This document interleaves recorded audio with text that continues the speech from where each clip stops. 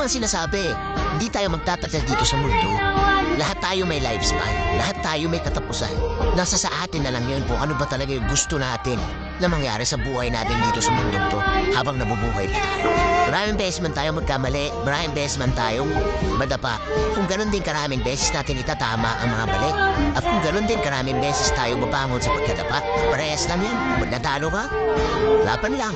Mananalo ka rin. Lahat ng bagay sa mundo may kabaliktaran. Enjoy the life.